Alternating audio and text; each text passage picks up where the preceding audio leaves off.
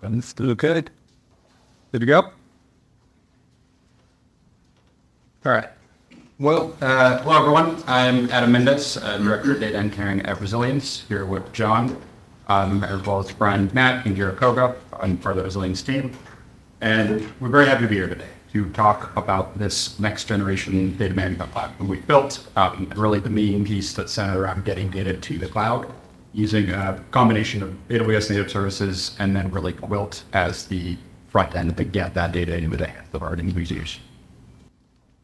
Set the context, though, on who we are as a company and really the motivation for building this data management platform. Resilience is a biomanufacturing company based in San Diego that focuses on providing the rapid stand-up of process design and manufacturing capabilities using something called the Foundry model to essentially help other biopharmas, our customers, achieve their goals and bringing their therapeutics to market. And the Foundry model is something that I personally think has really only been successfully demonstrated once in one of the industry, being semiconductor. But in principle, it's based on building a network with these highly efficient tech transfer processes, such that parts of the business can build towards these incredibly complex goals, but doing so starting with the plans that the clients create. So to stick some names to it and provide some examples you might recognize, albeit in different industry, biotech, TSMC is the name of one of the most successful semiconductor companies, and their clients are the tech giants, even before they were giant. And so think places like Apple, Qualcomm, NVIDIA, basically all of these companies that leverage microprocessors to develop their own products, but who do not actually manufacture their own chips in-house.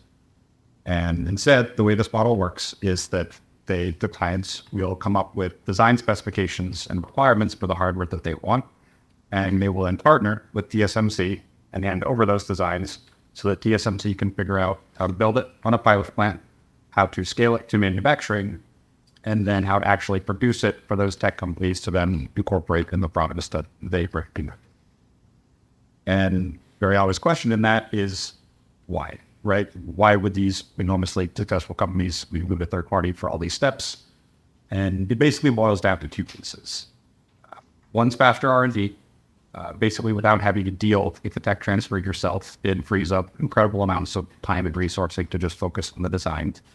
And then two is that it allows companies to have something called an asset-light model, meaning that you don't have to own a manufacturing plant just to sit at the table and get off the ground with the product.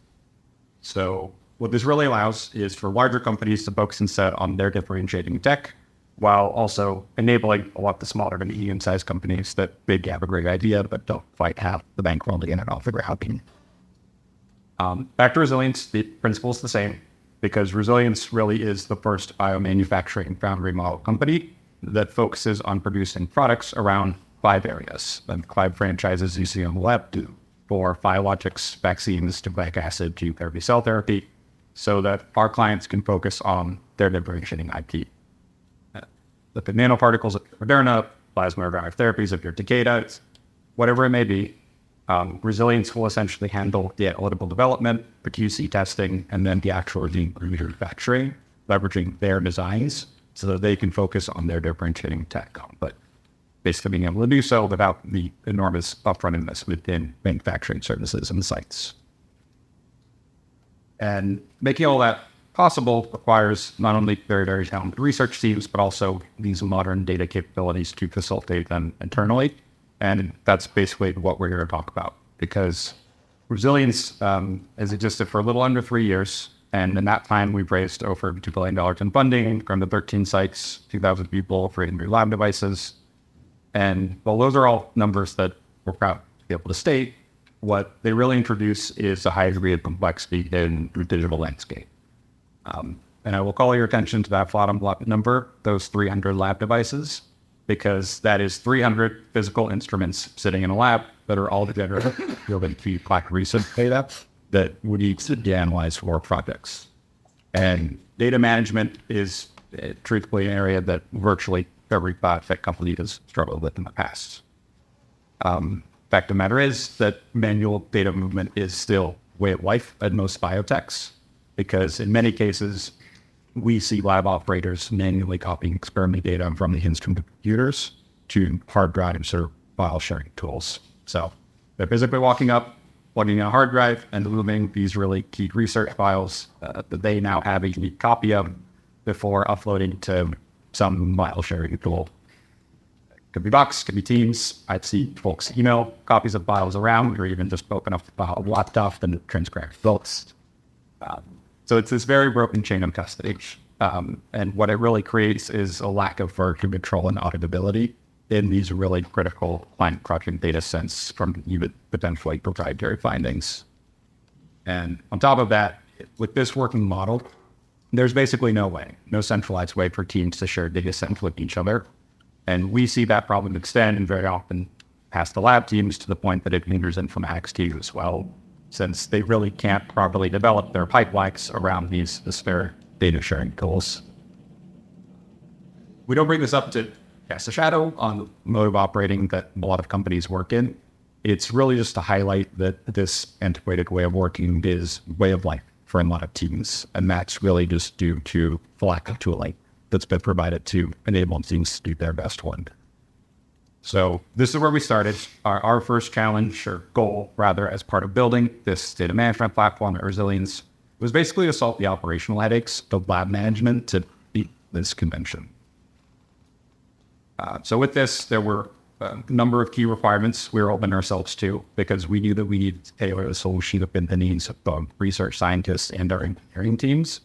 So on the research side, we knew that what we built needed to serve as centralized control plane for data access with all this key lab data uploaded automatically to essentially eliminate the manual interactions or manual errors.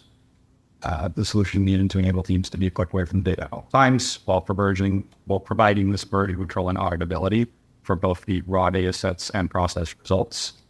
And we knew that what we built needed to be versatile and scale to handle an enormous number of disparate and even unpredictable data times going through with various instruments. And then lastly, we knew that it basically needed to provide an interface with other tools and applications. That's on the research side. On the engineering side, we knew that what we built also needed to be scalable and centrally manned, but more from a technology perspective, such that we needed to be able to create new connections to new instruments on the fly very easily without direct access to the labs. We knew the solution needed to scale to handle hundreds of instruments across dozens of sites, and we knew that what we created needed to be deployable from infrastructure as code across multiple sites, multiple devices. And then lastly, we wanted to retain a lot of the binary access to code that AWS provides, such that we can declare users globally by site, by single person even, anywhere from very broad scope to fine-grained permissions. So I'm going to hand it over to John now. He's going to talk through the technical implementation details of how this works, and then I'll come back and provide some examples of how we're doing some of this. To meet user requirements, we ended up having to adjust the design at the time. The initial approach we identified was to use AWS Data Sync to transfer data. So as you can see on the left side of the the diagram, we deployed a number of Data Sync agents to transfer data on-prem to handle the transfer, and in each of those agents we configure tasks to move data from a local SMB share to S3. By doing this, we gain a variety of benefits. We're able to organize, filter, and transform the data as needed. As you can see on the left, we have a bucket tiering strategy based off AWS recommended design, paired with a 4-bucket tiering strategy. This allows our data to follow a preset maturity curve, not only from top to bottom, from left to right. See, we filter the data to provide it easier for the users to access the data that they need, so they can find it easier, as well as move it from landing to a final analytical bucket, through which we can provide basic transforms as needed, remove null values, add any additional as required by a data source. We did find some issues with this pure implementation of Data Sync. With the scheduling, we could only run one task at a time per agent, which limited the number of tasks we'd run to the number of agents that we had configured. Due to this, the system ended up being a little inefficient because due to spinning up tasks and spinning down tasks, we were wasting time and there was no data to transfer at that time. And there was no way to predict that data was going to be generated every hour. So this meant scientists were waiting up to an hour for their data to appear, which could limit the usefulness of the system to certain scientists who need the data more immediately to schedule the next scan. So to do this, we looked into another AWS service.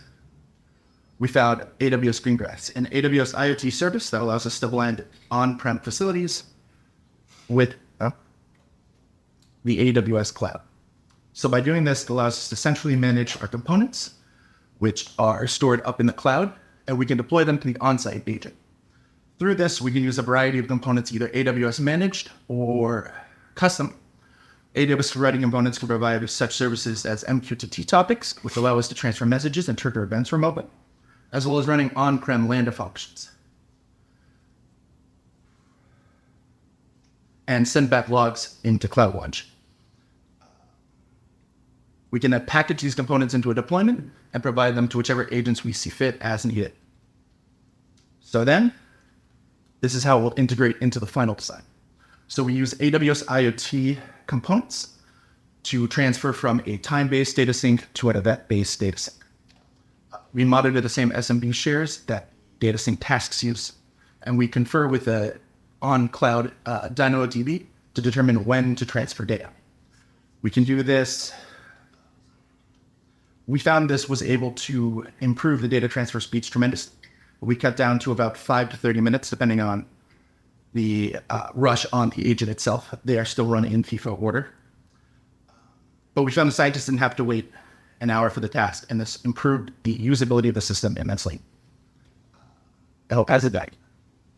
Yeah. So the takeaway here, right, is we noticed that data sync on its own really wasn't fitting the needs of our users. Some of the problems with data sync as a standalone service is that it really can only run one task on an agent at a time, and that task can only handle the movement of data by instrument. So the problem there is that you could get really lucky in the sense that you just do an experiment and the task queues up and moves to data immediately, or you could get really unlucky in the sense that the task just ran, so you're going to have to wait until they're out. The other problem is that data sync on its own as a service really has no concept of the appearance of new data on the instrument.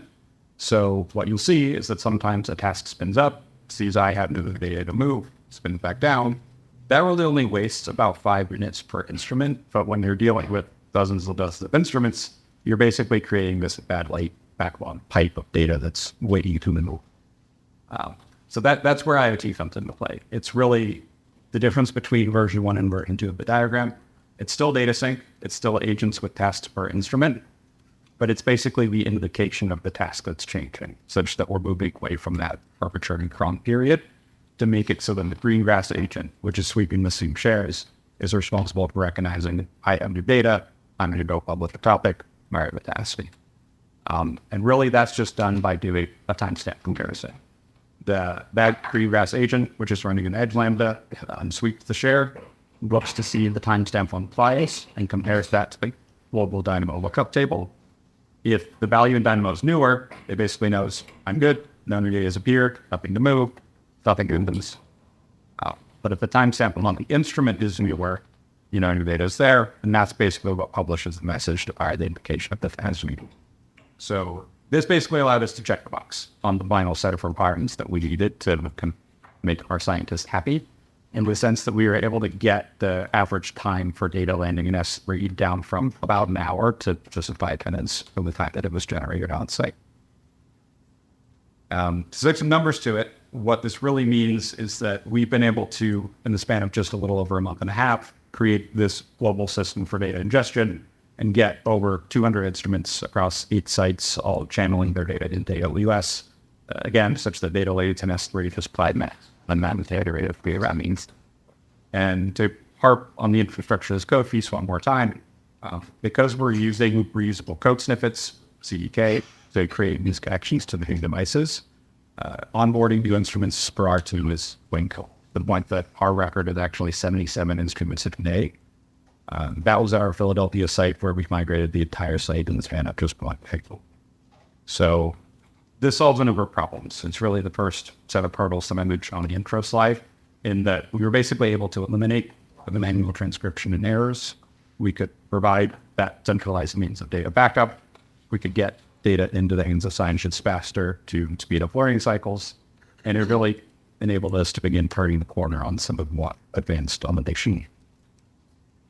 If you think about it, though, this was all really just the setup for the next challenge we inevitably ran into, which was how do we front end this to users in a kind of intuitive, easy to use way without basically compromising on all the engineering efforts up until this point to really place that emphasis on data integrity, immutability, reliability. And that's where Quilt comes into play. So for those of you that don't know, I don't know why you're here. That's weird. But Quilt essentially is a search interface into S3. It's hosted entirely your account. It's a CloudFormation stack deployment that basically just indexes the context of the bucket or posting a web app that scientists can easily browse to. So in that way, Quilt's essentially a search interface into S3 that scientists really understand, because it's leveraging that well-structured specific organization that we built into the bucket structure, where we've organized all the instruments and the users know exactly where to go to get their data. That is basically the second screenshot you're seeing there, with the data that's laid out by organization, by site, by instrument, with a very wide range of bioreactors, flow cytometers, sequencers, digital PCRs that users can just click into and see all their data. Other key feature, Quilt has a search bar, right? So it's very much like a Google search where you can comb through millions of files. Those numbers are outdated. I think we're at 60 terabytes to 10 million files right now. But basically the files are frankly sorted according to the hits they receive. So you can search by the name of the file if you know it, instrument name, the date. It's very wide support in terms of search functionality that, again, scientists really understand. And when you find what you want, you can visualize it, a lot of times in line with Browser. So what we happen to be looking at here is a microscopy image for nuclei stains on the tissue section. But from there, you can simply download it. There's a button for that up at the top. And also retrieve it programmatically, because for every file here, you'll see that Quilt auto-generates that code snippet that tells you how to retrieve it directly from S3 to develop your informatics pipelines around. Second most important feature that we really leverage Quilt for, or that Quilt basically allows scientists to tap into, is S3 data object versioning. Because Anish showed part of this, but Quilt basically gives you a view into every historical version of the file that's ever existed. That's that hash ID at the top, where you basically get an immutable link with those pointed time restores, so you can jump back to any version of the file that's ever existed. And if you think about it, this is really critical for a lot of the data integrity aspects, because mistakes happen. Maybe a lab operator accidentally deletes or overwrites a file on the instrument. But with this versioning and historical linking, you're basically always going to have copies that are immutable. You could quite literally never, ever accidentally delete or overwrite a file, because it's just going to become a new version of this, or back to the platform. So in that sense, Quilt is also serving a lot of the SDMS functionality for capturing data changes based on this ingestion process that we built with DataSync and apt for all the data generated by our instruments. And then last piece I'll mention are Quilt packages. Simply put, packages act a lot like Git control for data sets, where you can basically consolidate both the process and frog results under a single URL that also gets that version control and one-click accessibility the same way the files do. On top of it, you can add meta tags. So we use this often to really encourage users to identify their results and describe what you use. They're making through meta tags and meta messages before publishing their actual produced data sets, and kind of giving others means to easily find their reports. So I'll give you two examples of how we really see this used at Resilience. The first is that we're basically able to provide these grouped analysis that are the output to one of our informatics pipelines. So think about what happened before. Data basically lands in S3 through the DataSync IoT setup that we talked about. And then it's a very simple event bridge trigger that kickstarts our analysis pipelines, which can then publish the process results back into S3 in admin Quilt package, along with all the metadata, and then describes the configuration parameters that link the job. So it's this incredibly efficient process for basically providing process results to lab teams. And the second biggest use that we see is actually for LinkedIn ELNs. For those of you that don't know, ELN, Electronic Lab Notebook, it's basically a tool for scientists to provide annotations and interpretation of experiment results. But the biggest problem we notice with them is that it's very often difficult to provide easy associations with the raw data because you oftentimes have to either upload a hard copy or transcribe the results into the note format. But since we have all the data in this one centralized place with the raw instrument data and any analysis of patients in our pipelines under this one package link, it becomes very easy to just insert that link into our ELN entry instead of uploading those hard copies or manually inserting results.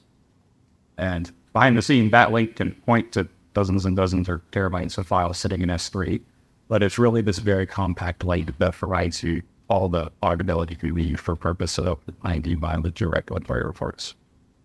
So for all those reasons, it was very intentional choice in partnering with Quilt because we found that it's really a scientist and developer-friendly tool set that allows for any user to leverage allow and build features that we AWS while acting as this search engine, essentially for the IoT ingestion process that we develop at Resilience, which is very drastically speeding up our R&D manufacturing processes. I don't know how we're doing on time, so I'm going to stop there. I'll open it up for maybe a couple of questions, but would be remiss if I didn't leave this summary to highlight the team members that worked on it. Curious to know about the packaging, the strategy for packaging the data. You have shown excellent pipeline getting it into the S3, but once it is there, it shows up in build the catalog. Agree. But then how do you ensure that version control for the initial set as well as any modifications to that? For the raw files or process?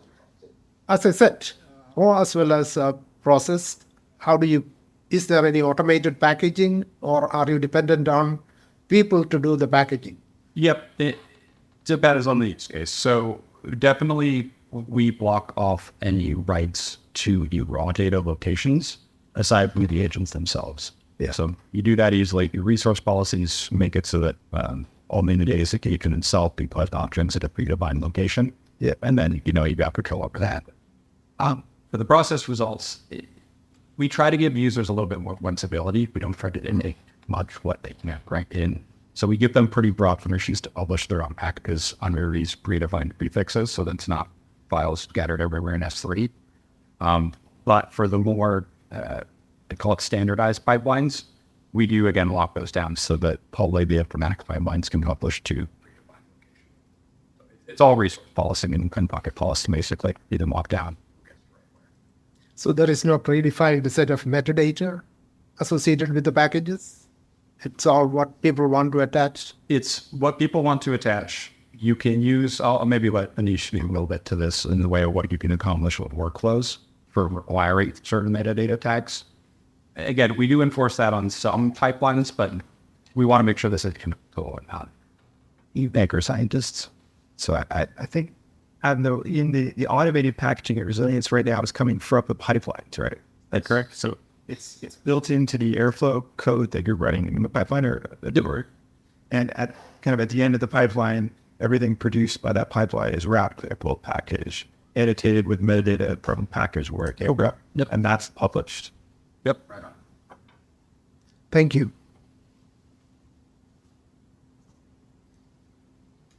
John, you mentioned on-premise Lambda functions. I'm curious if that is a neologism or can you unpack that with them? Yeah, so Greengrass has some AWS provided components, Lambda Launcher, Lambda Manager, and Lambda Function Running. So you essentially take a package Lambda function and just package it into a component. They provide it with additional environment variables. It can access the Boto3 SDK similar to a normal Lambda function. Okay. Provided it packages, and it just runs long-lived. It allows you to interface on-time events with functions like that. And does it take the standard Lambda API or does it have its own? Standard Lambda runtime, but I think you just have to use the Boto3 SDK to inherit different errors. Do you use separate IoT devices, hardware, or is it on the same instrument control computer that you run the IoT code? Yes, that's a good question. We very intentionally don't deploy anything on the instrument itself because we don't want to overload the instrument and ask it to do something. Right. To run. So both the data sync agent and the IoT core that houses the edge lambdas are deployed as VMs on BSS on-prem. So nothing lives on the internet themselves. I think the question on the data sync, you touched a little bit. We are using data sync as well to connecting individual instrument. It is a lot of work, actually. That's why it's a little bit slow. I think what's something I'm not quite clear, is it called Greengrass? LT? Is that what an improved version of data sync, which allow multiple instruments to connect in, or how that works? Yeah, here, I'll back a couple of slides. So it really is a version 1, version 2 sort of thing. Version 1 was just used as data outcomes. Yep. So task per instrument, it's slow. Because again, you can get really lucky in the sense that the job queues up right when new data appears and go upload pretty quickly, or unlucky and you have to wait to that arbitrary 1 hour period. The IoT trick is basically how we get around that. So rather than use a cron scheduler for the invocation of the task, we remove the cron altogether and just invoke the data sync task through the publication of this MQTT topic that the IoT core basically generates if the Lambda sees something different. So what we're also trying to tease out is, are you still scheduling or creating a task per instrument? Or It's still task per instrument. still task per instrument? Yep. So source location is SMB share for basically a folder that lives on the instruments exposed over the network. This third-party agent that lives on the SXI watches the SMB share and transfers it to S3, and then it goes sit that for your lens, right? It's a real-time sync, right? Or What's that? is it real-time sync? Like the data generated immediately got to the... No, so just using data sync as it comes, you could end up waiting an hour. The IoT trick basically lets you bring it down to about 5 minutes. I mean, it cuts in. And please, makes it. Yeah. How do you monitor all this? Like Cloud Launch. Yeah. Everything publishes logs. You get to add a lot of Athena queries. And on the instrument, I mean, some of them do not support very easily file share, at least, SMB or otherwise. That's true. Yep. You have local agent in some cases, but you haven't deals it. No, it's a good point. We see some of that. So the arbitrary numbers, I don't want to make up too much, but call it 90% of instruments do work with this type of functionality in the sense that they can have an SMB share that points to a folder location. For the 10% that don't, that's where you have to get creative with alternate, like storage gateway or something. But good. Sense. So I have 2 questions. One is about data sync. Yeah, no matter you use the version 1, version 2, you still use the data sync, right? Yes. So the only difference. Sorry. Yeah, I know that. Yeah, the event driven. But if the destination, the S3 bucket is really big, how would you resolve this problem? It's going to slow down everything, right? Because it's doing the whole search, the search for the whole bucket. Yeah, you mentioned about the landing zone, the raw process, the different bucket. Yeah, that is one question. How do you resolve this problem? It's going to impact the performance when after the bucket get big work. So are you worried about the upload speed to the bucket for the search performance of Flow? Not the upload to the bucket. The upload. Yeah. You are going to be at the mercy of on-prem bandwidth. Obviously, you need inerrant speeds to be able to support this type of upload for some constraints, since there's really no way around that. GitHubs. Because the tasks kind of have some inherent queuing built in, it's not like you're uploading terabytes and terabytes all at one go. The instruments are basically just providing their upload whenever they generate the data, which is not going to be a manageable amounts of like your site entity.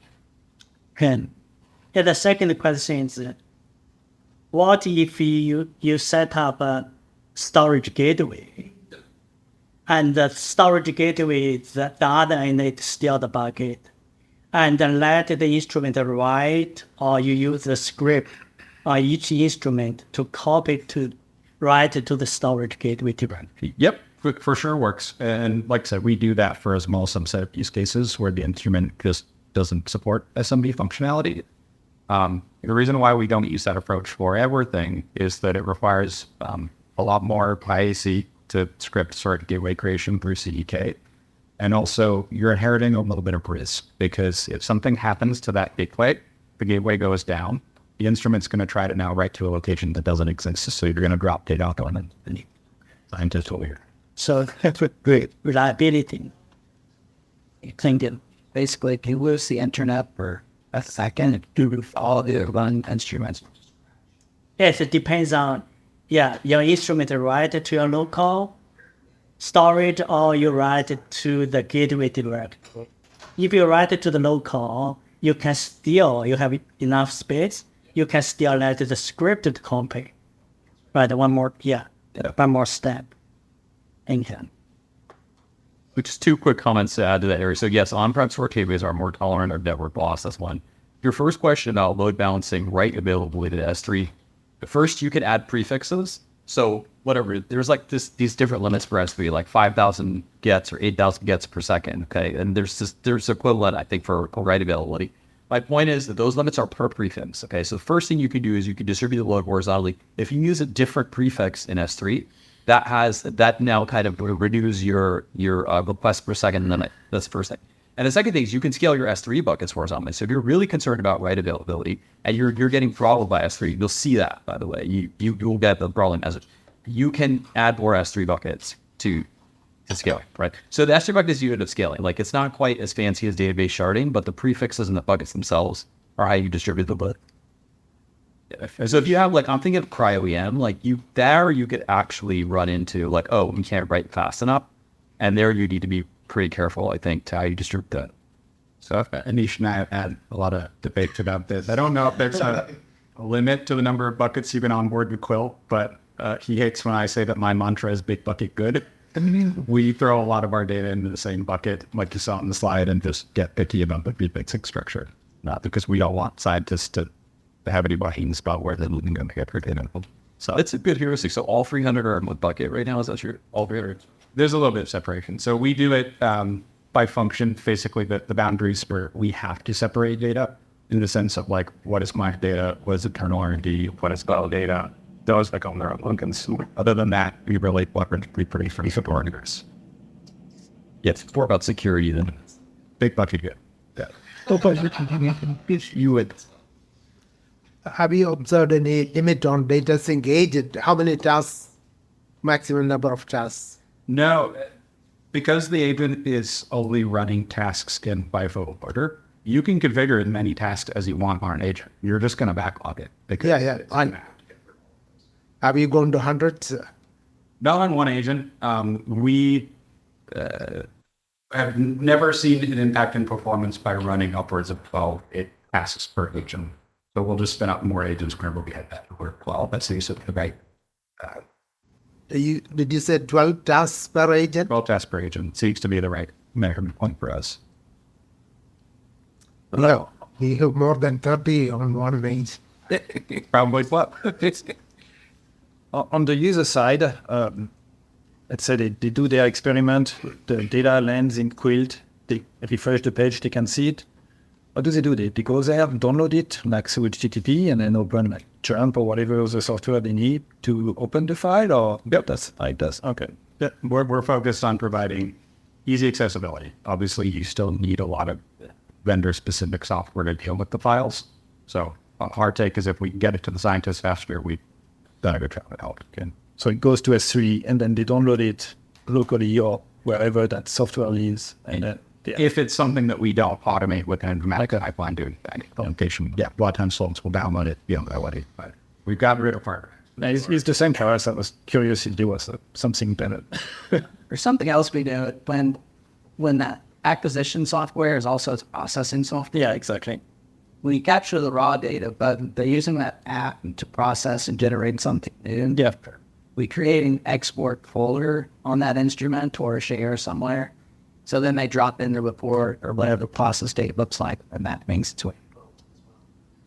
When they drop it, does it go to the same source location? Yeah, so then be with that instrument. With the instrument pickups. It kind of depends on the instrumentation, how it was set up. Sometimes we do other things like chromatography. Yeah, they have one share. And so thanks. A quick highlight. This problem that Johan is talking about is data escape, right? Because, oh yes, it's all nice. Everything is in the cloud. Fantastic. But not everybody works in the cloud. So I just want to talk about some patterns. So first of all, we're thinking very carefully about that as a company. We're very interested in that problem. That's all I'm going to say about that, Marson.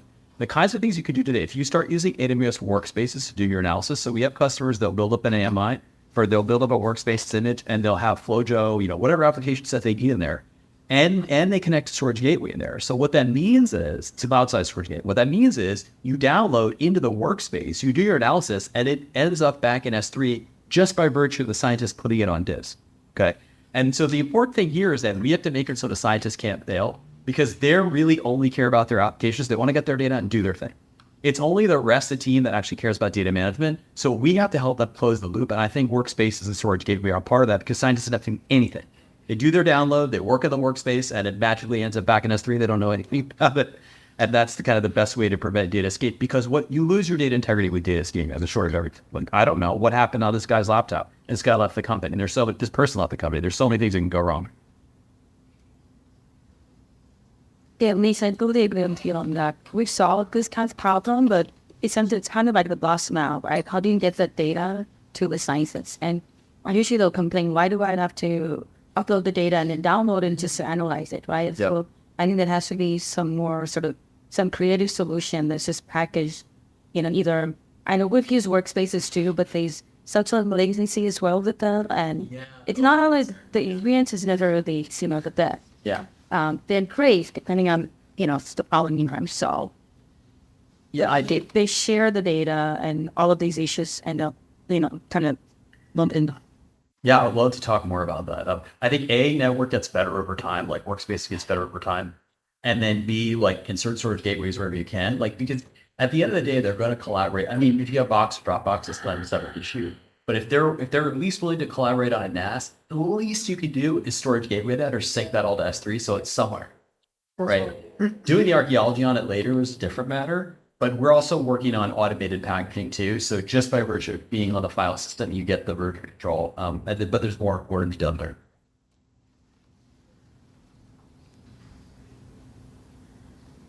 Cool. Any other questions? Thanks, Adam. Yeah, we do.